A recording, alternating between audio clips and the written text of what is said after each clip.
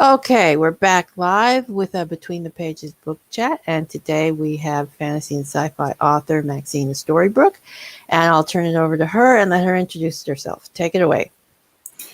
Hello, thank you for having me on today. Yeah, my name is Maxina Storibrook. As you said earlier, I'm a fantasy and sci-fi author. I have 3 books out in my main series right now, 2 novelettes, soon to be 3 novelettes, a textbook, and I'm actually also running my own publishing house with the first author underneath me now too. Okay, so we're here to discuss your Danarko series. So why don't you tell us a little bit about that? So this is my book right here, Danarko. It's the first book in the saga, and it starts off with the main character coming home and almost getting assassinated in her own home. She becomes mortally injured as she's trying to defend herself and her mother, only to wake up, passes out, only to wake up the very next day, not only with the bullet wound in her side completely healed, not only on a different planet, but also with sparks coming out of her fingers. Being from 21st century Earth, it's not too normal. So then she has to figure out how to control those powers while also trying to figure out why someone's after her and her family and trying to kill them.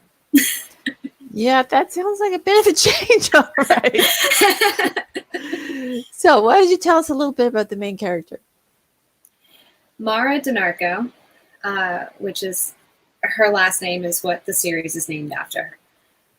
She's very stubborn, very hard-headed. She lost her father at a young age, so that's where some of the stubbornness and forwardness came from. And so she's a real go-getter too.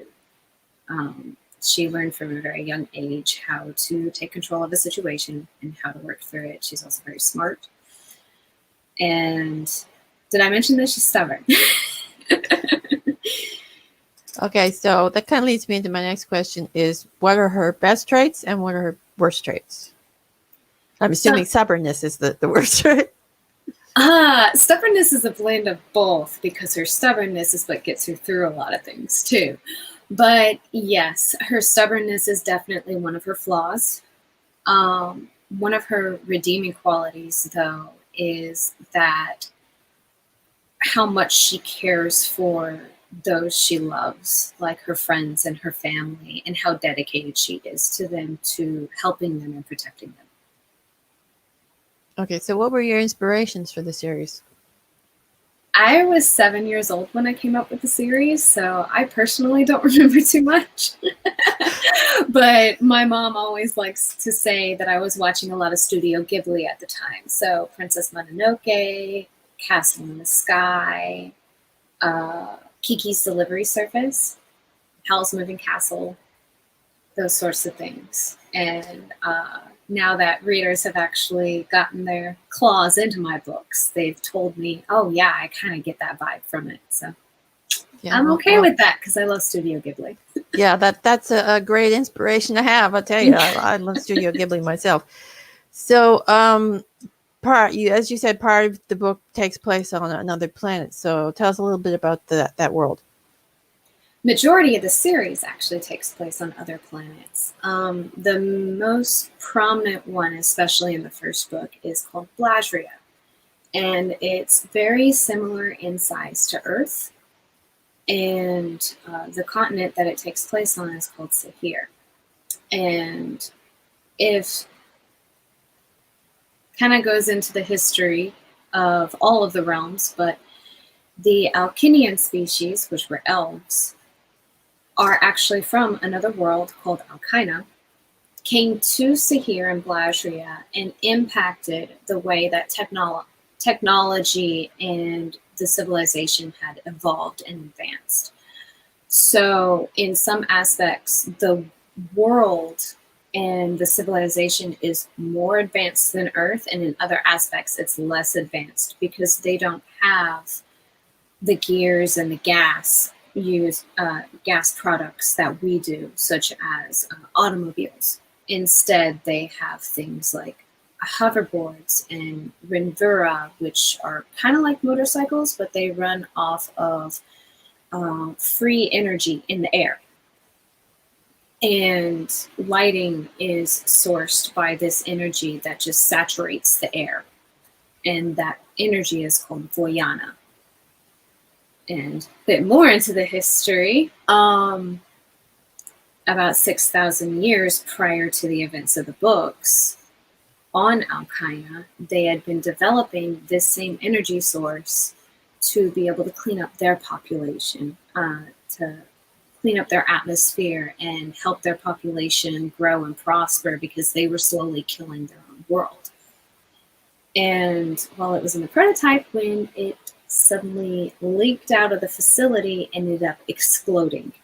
And what it does is it converts pollution into itself. So then there became an oversaturation of this energy, and they actually had to essentially open the doors to other realms and let it leak through, which is how it ended up on Blasria and affecting that culture and that society. Oh, well, that sounds interesting. I'm trying to give a short version, so. Well, actually, the short version was very interesting. So yeah, it kind of reminded me a little bit of steampunk, and you mentioned elves. So is there any Norse influence in there as well? Yes, a little bit of Norse influence, and especially Greek influence. In fact, the ancient families from that time period, the Alamir family, the Bronzak family, and stuff like that, which are referenced throughout the series. There are a couple others, but I won't mention the names now because it's too big of spoilers. But their nicknames are actually like the Olympians and the Titans, based off of what they did, who they were, how they progressed, history and advancements, and how those mythologies ended up in our culture. Is that, well, Alkinians like to piddle in the realms, and sometimes they didn't correct people when they thought that they were gods, because they could use mysterious forces such as energy. So so your world is basically, it's all connected, Earth and the other planets. Yes. So I'm assuming the series has some kind of an antagonist. So can you tell us a little bit about them? The antagonist. Without spoilers, that is. Without spoilers, I know that's the hardest part. The antagonist, I'm trying to figure out a way to share without spoiling anything. But let's just say the antagonist is very family oriented, wants to give his family a safe place to live at any cost. Very mysterious. And it is a family that is extremely powerful and was locked away because of their power and what they were doing with their power. Well, that sounds like a good antagonist. Okay, so what's the hardest type of scene for you to write? The hardest type of scene for me to write are dialogue scenes. Really big chunks of dialogue scenes to where the characters do need to sit down and talk, and it's unavoidable. But like, how do you do it without being too expository? Or how do you do it without making it seem boring? And so dialogue is by far one of the hardest things for me to write, especially considering that I went to film school for a creative writing degree. So they always told us, don't do huge dialogue chunks. Easiest ones for me to write, though, are action scenes. They're one of my favorites. Okay, so what's your favorite scene that you've written in the series? Oh, gosh. In my series, it's hard to pick a favorite scene, but if I can pick a favorite book for me to write, it would actually be the third book in my series, Carney. about 90% of that was my favorite to write of all times, because the scenes in that book were scenes that I had imagined in my head since I was about 9, 10 years old. And one of the ones that's really ranked high up there is when Mara is in the Dante Calrarian, which literally translates to silver mirrored forest inside of the dream world. And let's just say that she's getting more powerful, and the psychological repercussions of that are really starting to show through.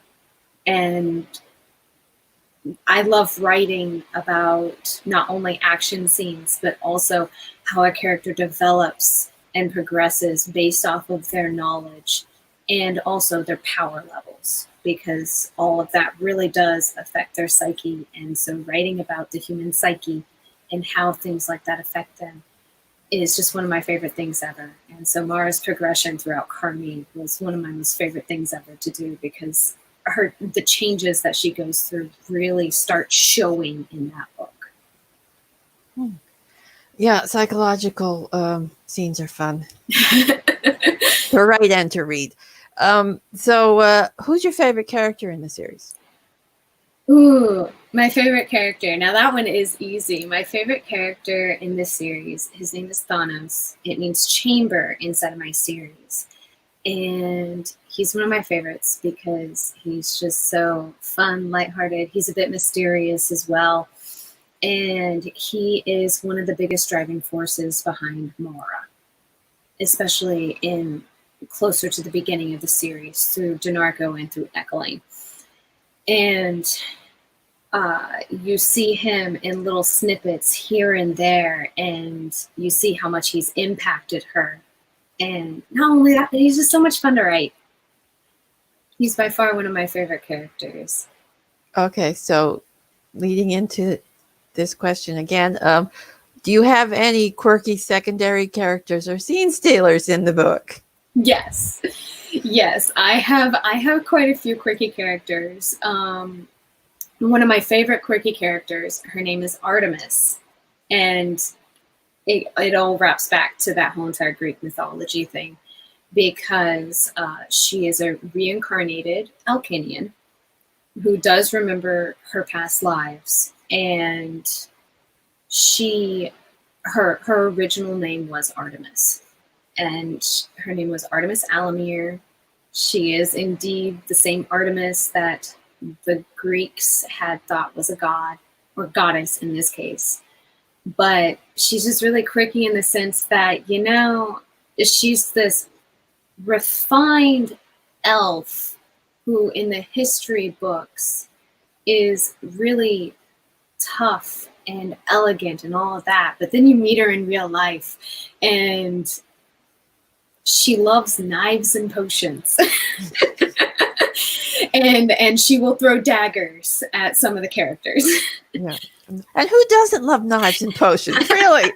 Exactly. The reason why, I do conventions occasionally too. And she's definitely one of the characters that I absolutely love to dress up as, because she likes those tight leather pants and long flowy shirts, mostly because they're kind of oversized, because one of her potions went awry and she didn't age as much as she thought she would.